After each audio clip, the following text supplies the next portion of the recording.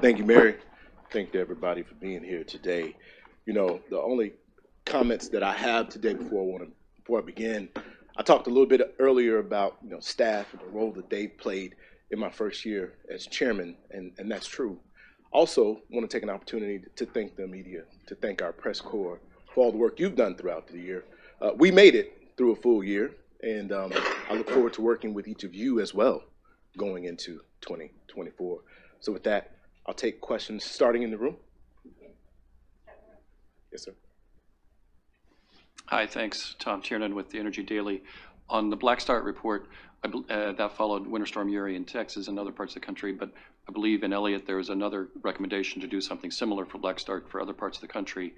Obviously, they were talking about having that apply to other parts of the country, not just for Texas, but I'm wondering if you have any thoughts on the timing for getting that subsequent study on Blackstart for other parts of the country, and if it's worth it given, why not just apply what comes out today to other parts of the U.S.? Thank you for the question. This report, as I mentioned in the meeting, is critically important. This is, again, about gas-electric coordination, what we've been talking about throughout this whole entire year. It's critically important that our gas utilities and our electric utilities improve their communication so that we can make sure that we have the generation resources needed, especially in times of need, like a Blackstart event. So you talk about this study being for Texas. Yes, it was focused on Texas. That was the recommendation that came out of the Winter Storm Uri report, which was focused on Texas. But it is applicable across the country. These recommendations, these lessons can be applied to other regions around the country. And yes, you're also correct. We have another such study, and we'll have another report that comes out of Winter Storm Elliott. But again, we don't need to wait to adopt these recommendations until we have another report. One thing I will say is this: when it comes to these events, these extreme weather events, like Winter Storm Uri, like Winter Storm Elliott, we call them unplanned outages or events. And while they are unplanned, they are increasingly predictable. So I think it's incumbent upon all of us to do all we can to prepare for them. Thank you for the question.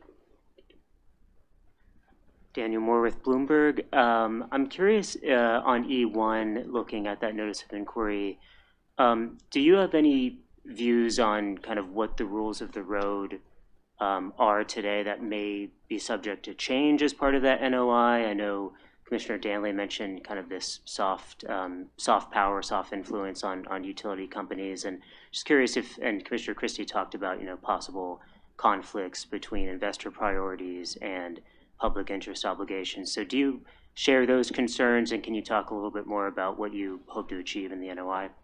Thanks. Taking a step back, I think it's important to note that we've had a pretty broad call from a lot of stakeholders, from members of Congress, from state attorney generals. My colleagues, you heard from them today, they're pretty passionate on the issue. And what I agree with is that it's time to revisit our authority regarding these financial institutions and how we address their blanket authority. I agree that we need to take a look at it. This is the beginning, not the end of the process. We're going to get comments. We're going to get feedback.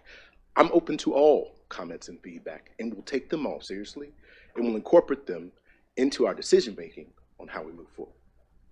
Thank you. James Downing, RTO Insider. Does the isolation of the Texas grid how does that impact the risk of blackouts and the ability to come back from them? So I think it's important to realize or understand that FERC has authority when it comes to reliability in Texas under Section 215 of the Federal Power Act. And it is under this authority that we acted to do this study, to work with the utilities that we work with, to produce these recommendations. So when it comes to reliability in particular, I don't believe that there's a gap right now regarding our ability to govern Texas on reliability matters. Thank you. Okay, great. Thank you so much. We are going to go to the Zoom calls for a couple of questions. We'll start out with Zach Hale from from S&P Global, and why don't you go ahead and go? Thanks.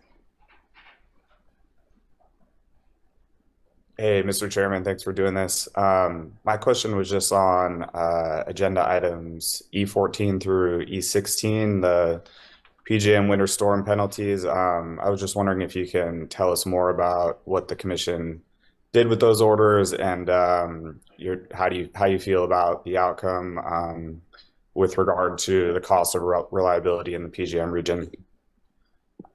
So thank you for the question. In the matters you mentioned, E14, E15, and E16, there were 15 complaints that were filed. And this is in response to penalties that came out of Winter Storm Elliott that PJM, and according to their tariff and their rules, they were required to impose upon these utilities. These penalties amounted to almost $1.8 billion.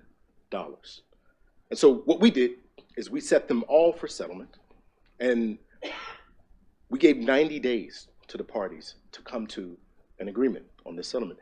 They met that deadline, and I have to tell you, I'm very pleased. I think that this settlement, global settlement, provides certainty to the market, provides certainty to constituents on what the penalties will be, and that we can move forward with preparing for anything that might happen in this winter season.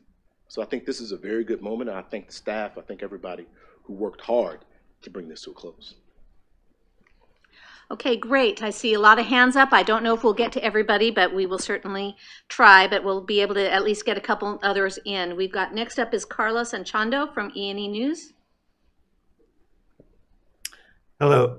Thank you, Mr. Chairman. In relation to the MVP Southgate project, how do you respond to opponents of the project who said that today's decision from FERC disregards tens of thousands of commenters who asked for a denial of the extension? That's an excellent question. You know, it's not unusual that you get advocates or folks on any side of a matter that feel strongly and they ask you for a particular outcome. Shoot, I might have a particular outcome that I want. But here's what we do at FERC. We look at the facts, we look at the law, and it leads you to the path that it leads you to. Here regarding MVP, and all my colleagues agree unanimously that this was an application that met the just and reasonable standard and the standard under the Natural Gas Act, that this project is in the public interest. And that's exactly what FERC is supposed to do. Thank you. Okay, time for one more? Okay, we will go to Ross Kerber from Reuters.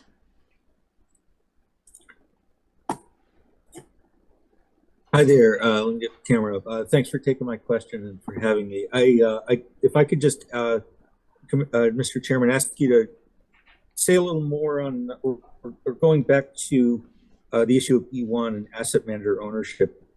Do you have a sense of how long this review might take and any kind of early handicapping on where the commission might wind up on it?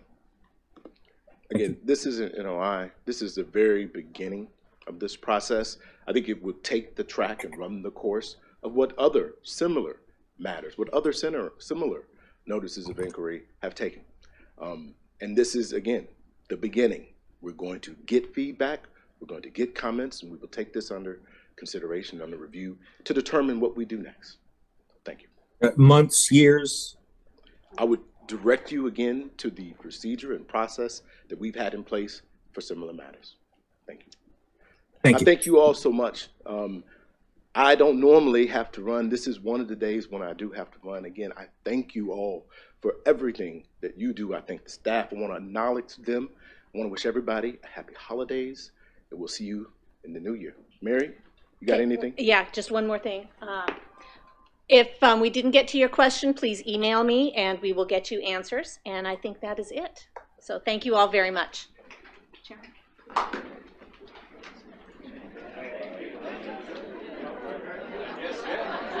Hey, Mary, nothing for staff? What? Nothing for staff? Okay.